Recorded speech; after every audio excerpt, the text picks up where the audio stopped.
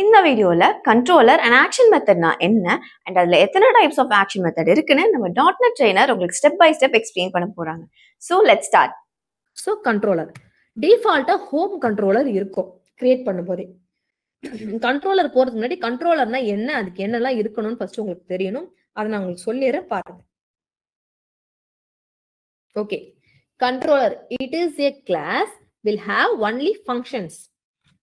கண்ட்ரோலருமே ஒரு கிளாஸ் தான், மாடலுமே ஒரு கிளாஸ் தான், கண்ட்ரோலருமே ஒரு கிளாஸ் தான். பட் கண்ட்ரோலர் என்ன வச்சிருக்கோம், வில் ஹாவ் ஒன்லி ஃபங்க்ஷன்ஸ். நம்ம அங்க பார்க்கும்போது கிளாஸ்க்குள்ள என்னெல்லாம் இருக்குன்னு சொல்லியிருந்தேன், member variable, member function and properties சொல்லியிருந்தேன் இல்லைங்களா. மாடல் கிளாஸ்ல யூஸ் பண்ணது வந்து மெம்பர் வேரியபிள் ப்ராப்பர்ட்டிஸ். நார்மல் ப்ராப்பர்ட்டிஸ்ல மெம்பர் வேரியபிள் ப்ராப்பர்ட்டிஸ்னு வரும் சொல்லியிருந்தேன். ஆட்டோ இம்ப்ளிமெண்டட் ப்ராப்பர்ட்டிஸ்ல நம்ம ப்ராப்பர்ட்டிஸ் மட்டும் யூஸ் பண்ணிருக்கோம் இப்போ. சோ அதுல இன்னொரு மெம்பர் ஃபங்க்ஷன் சொன்ன பாருங்க, அதுதான் இந்த ஃபங்க்ஷன் தான் இது. சரிங்களா, இங்க ஃபங்க்ஷன் சொல்லியிருக்கேன் ஷார்ட்டா. It is a class will have only functions. It must have the following properties. அதாவது ப்ராப்பர்ட்டிஸ்னா அது இல்ல, இந்த கேரக்டரிஸ்டிக்லாம் இருக்கணும். என்னென்ன இருக்கணும்னு பாத்தீங்கன்னா, அக்சஸ் மாடிஃபையர் வந்து பப்ளிக்கா தான் இருக்கணும். இங்க வந்து வேற எதுவும் யூஸ் பண்ண மாட்டோம். அக்சஸ் மாடிஃபையர் என்னவா இருக்கணும், பப்ளிக்கா தான் இருக்கணும். நம்மளோட கண்ட்ரோலர்ல அக்சஸ் மாடிஃபையர் பப்ளிக்கா இருக்கா பாருங்க, access modifier must be public. So இங்கேயுமே இங்க பாருங்க, கண்ட்ரோலர் தானே இது. சோ அக்சஸ் மாடிஃபையர் பப்ளிக்கா இருக்கா, இருக்கு. அடுத்து modifier must not be there. So modifier கண்ட்ரோலர்ல இருக்கவே கூடாதுன்னு சொல்றாங்க. மாடிஃபையர் கண்ட்ரோலர்ல இருக்கா, கிடையாது. நெக்ஸ்ட் கிளாஸ் இருக்கணும். சோ கிளாஸ் நமக்கு இருக்கு இங்க. அப்புறம் ஐடென்டிஃபையர் எப்படி இருக்கணும்னு சொல்லியிருக்காங்கன்னா, must ends with controller. Identifier ஒரு நேம் கொடுப்போம்ல, அந்த நேம் வந்து கண்ட்ரோலர்ல தான் முடியணும்னு சொல்லியிருக்காங்க. பாருங்க, ஹோம் கண்ட்ரோலர் அப்படின்னு முடிஞ்சிருக்கா, ஹோம்ன்றதுதான் ஐடென்டிஃபையர், அதுல வந்து கண்ட்ரோலர்ல முடிஞ்சிருக்கு இல்லைங்களா.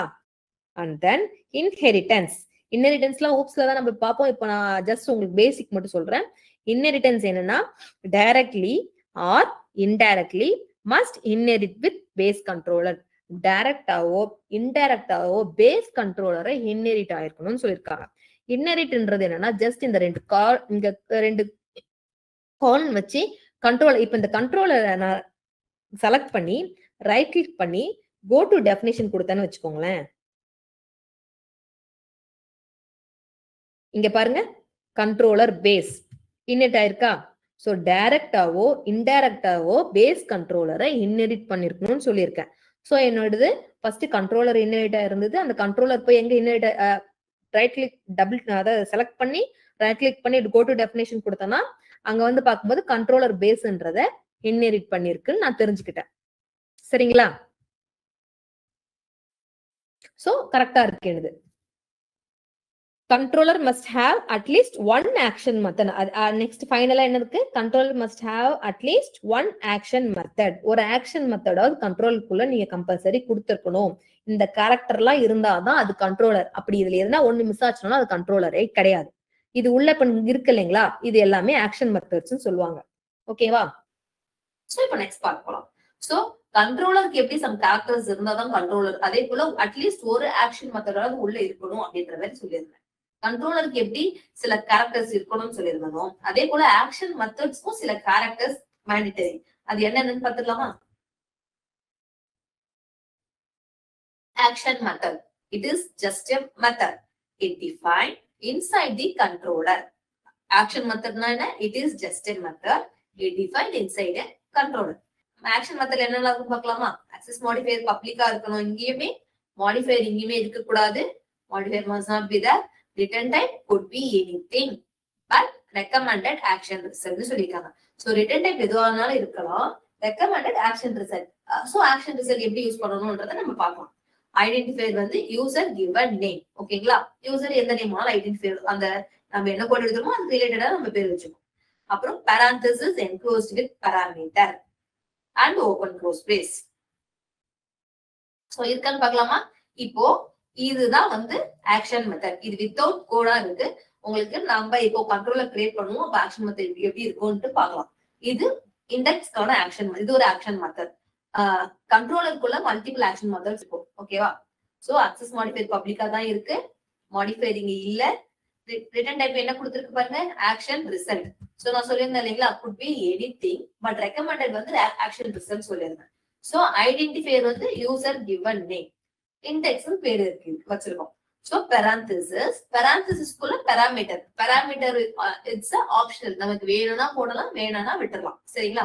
And then open close brace. இங்க ஆக்ஷன் ரிசல்ட் கொடுத்திருக்கிறதுனால அது ரிட்டர்ன் பண்றதுக்கு நமக்கு ரிட்டர்ன் வியூன்னு சொல்லிட்டு கொடுத்திருக்காங்க. சோ இந்த செட்டப்ல இருந்தாதான் அந்த ஆக்ஷன் மெத்தட். கண்ட்ரோலருக்கு சில ரூல்ஸ் இருக்கு, ஆக்ஷன் மெத்தடுக்கு சில ரூல்ஸ் இருக்கு. அதுக்கான எக்ஸாம்பிள் தான் இங்க கொடுத்திருக்காங்க. Access modifier, return type, identifier, parenthesis, open close brace, parameter ஆப்ஷன்ல.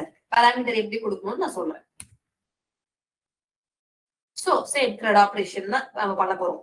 C for create, R for read, U for update, D for delete. இது உங்களுக்கு தெரியும். இப்போ இதை எப்படி நம்ம கண்ட்ரோலருக்குள்ள யூஸ் பண்ண போறோம் அப்படின்றத நம்ம பார்க்க போறோம் மெயினா. சரிங்களா? பிஃபோர் தட் இங்க பாருங்க, ஒரு த்ரெட் ஆபரேஷன்ல 8 ஆக்ஷன் மெத்தட் வேணும்னு சொல்லியிருக்கேன்.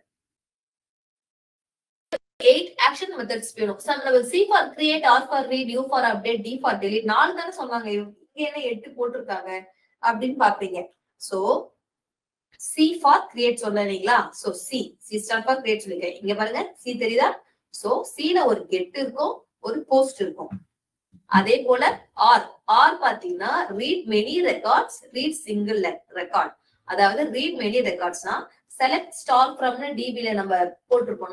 நான் ஸ்டோர் ப்ரொசீஜர் கிரியேட் பண்ணும்போது லிஸ்ட் ஆஃப் ரெக்கார்ட்ஸ் எடுக்கும் போது கலெக்ஷன் ஆஃப் ரெக்கார்ட்ஸ் எடுக்கும் அப்படின்னு நான் சொல்லியிருந்தேன். சோ கலெக்ஷனா யூஸ் பண்ண போறதுதான் நம்ம லிஸ்ட் சொல்லியிருப்போம், ரீட் மெனி ரெக்கார்ட்ஸ். அதுக்கு லிஸ்ட்னு ஒரு கிரியேட் பண்ணிருக்கோம்.